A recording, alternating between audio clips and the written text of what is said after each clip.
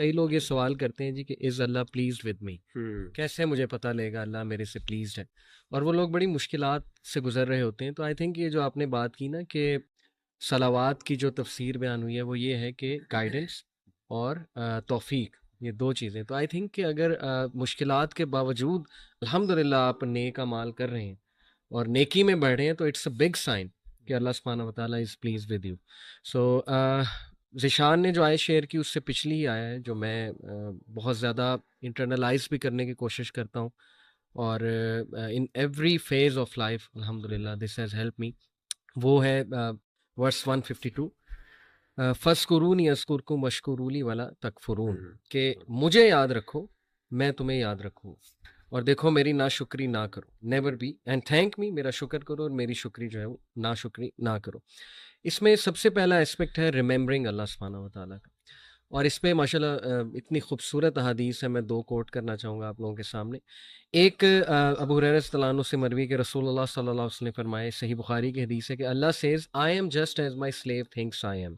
ایک تو یہ حدیث اگر ہم انٹرنلائز کر لینا تو اللہ کا لو بھی بلڈ ہوگا کہ دیکھیں دس از اللہ سبحانہ و تعالیٰ، کہ جو ہمیں آفر کر رہا ہے کہ تم مجھے تھوڑا سا بھی یاد کرو گے، دیکھو میں تمہیں اس سے ایکسپونینشیل لیول پہ یاد رکھوں گا.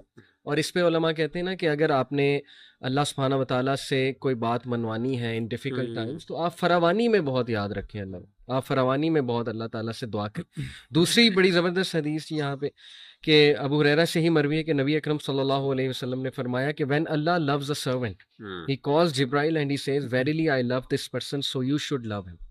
جبرائیل ان سے محبت کرتے ہیں، پھر وہ اعلان باقی آسمانوں پہ ہوتا ہے، تو so on and so forth. یعنی آپ دیکھیں کہ سب سے جو ہولی کریچرز ہیں، یعنی اینجلس کو ہم بڑا وہ ہولی کریچر ظاہر ہے ایک تصور ہے، وہ اگر انسان کے لیے دعا کر رہے ہیں اور وہ محبت کر رہے ہیں انسان سے، تو آئی تھنک کہ اس انسان کو بڑا اس پہ خوش ہونا چاہیے.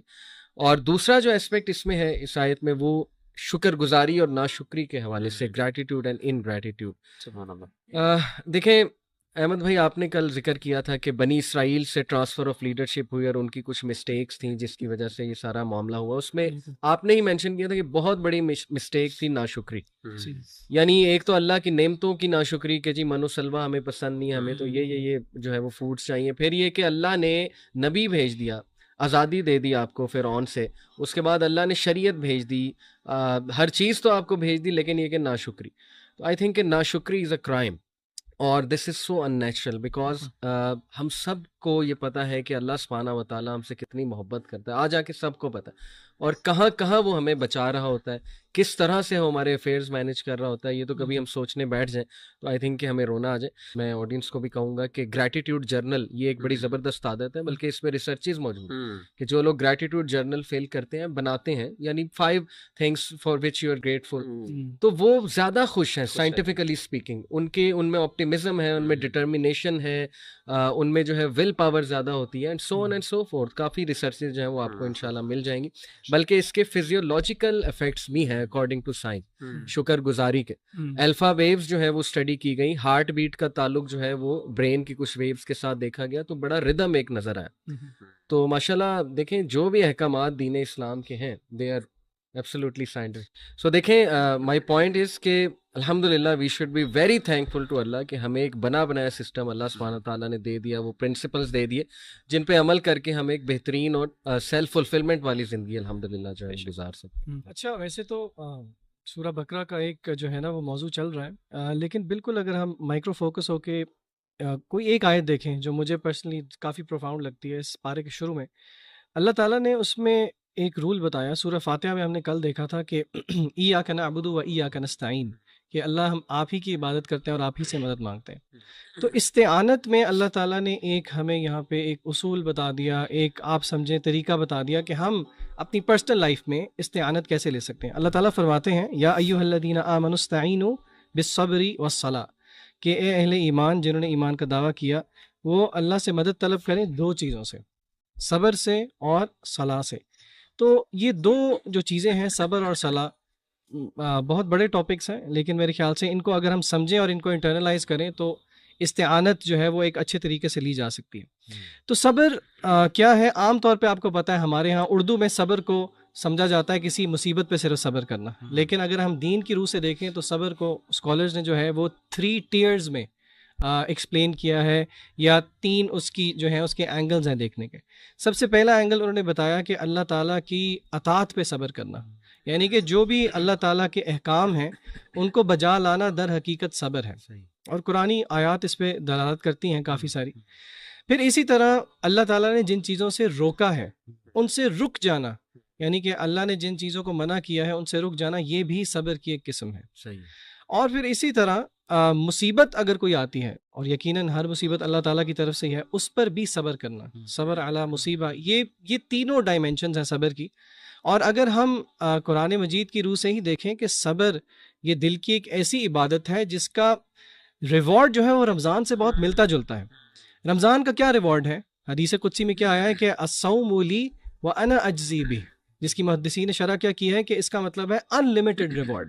تو اگر آپ صبر کا کنیکشن رمضان کے ساتھ دیکھیں تو وہ بہت گہرا ہے، کیونکہ رمضان بھی صبر کا ہی نام ہے، اور صبر کے ریوارڈ کو ہی اللہ تعالیٰ نے قرآن مجید میں سورہ زمر میں کہا انما یوفی الصابرون اجرهم بغیر حساب، کہ جو صبر کرنے والے ہیں ان کا جو اجر ہے وہ بھی بغیر حساب کے ہے. تو یہ بڑے کی پرنسپلز ہیں صبر. اور اسی طرح نماز تو خود ایک بہت بڑا موضوع ہے، لیکن صبر اور صلاح کو اگر ہم پکڑ لیں تو انشاءاللہ یہ از اے مینیفیسٹیشن آف استعانت.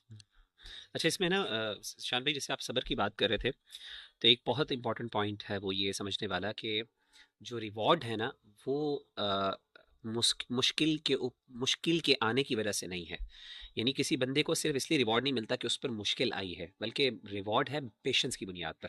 تو پہلی بات تو یہ ہے کہ صرف ایک ہمارے ہاں بڑا مشکل، یہ ہمارے ہاں بڑی یہ عام سی بات ہے کہ جی مسلمان پہ مومن پہ اگر ایک کانٹا بھی چبھے تو اس کو اس کا ریوارڈ ملتا ہے. ریوارڈ تب ملتا ہے جب وہ صبر کرتا ہے، شرط یہ ہے، کنڈیشن یہ معلق ہے حکم اس کے ساتھ. دوسری چیز جو امپورٹنٹ ہے میں سمجھتا ہوں وہ یہ خاص طور پہ صبر کے حوالے سے کہ اللہ تعالیٰ نے یہ جو صبر کی جو لوگ اہل صبر ہے ان کی جو خاص بات بتائی ہے وہ یہ ہے اولئک علیہم صلوات من ربہم ورحمہ. یہ بہت بڑی بات ہے، یہ مطلب یہ آیت اللہ کی کمپیشن اور اللہ کی محبت بیان کر رہی ہے. صلوات جو ہے اٹس اے پلورل، اور صلوات علماء کہتے ہیں من ربہم، ان کے رب کی طرف سے.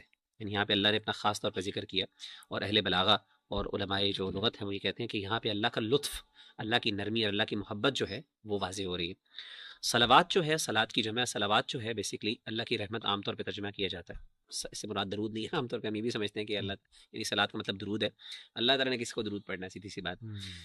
تو اس کا مطلب یہ ہے کہ صلوات کے مطلب 2 ہیں. علماء نے کہا کہ صلوات کا تعلق دنیاوی لائف اور اخروی لائف کے ساتھ ہے. یعنی اللہ کی رحمتیں دنیا میں کیا ہیں؟ 2 چیزوں کی صورت میں، ایک ارشاد اور دوسرا توفیق. یعنی اللہ تعالیٰ دنیا میں انسان کو گائیڈنس دیتے ہیں. صلوات کا مطلب یہ، کیونکہ رحمت الگ سے ذکر کی. تو ارشاد کا مطلب یہ ہے کہ اللہ تعالیٰ ایک بندے کو گائیڈنس بھی دیتے ہیں، یعنی ارشاد، اور دوسرا توفیق. صرف گائیڈنس کافی نہیں ہے، عمل کی توفیق بھی بہت امپورٹنٹ ہے. اور آخرت میں بھی صلوات، آخرت میں صلوات کا مطلب 2 ہے. وہ یہ ہے کہ ایک تو ریوارڈ ثواب، اور دوسرا مغفرت. یعنی ثواب کس پر؟ جو اچھے عمل کیے ہیں، اور مغفرت جو برائیاں یا غلطیاں ہو گئی.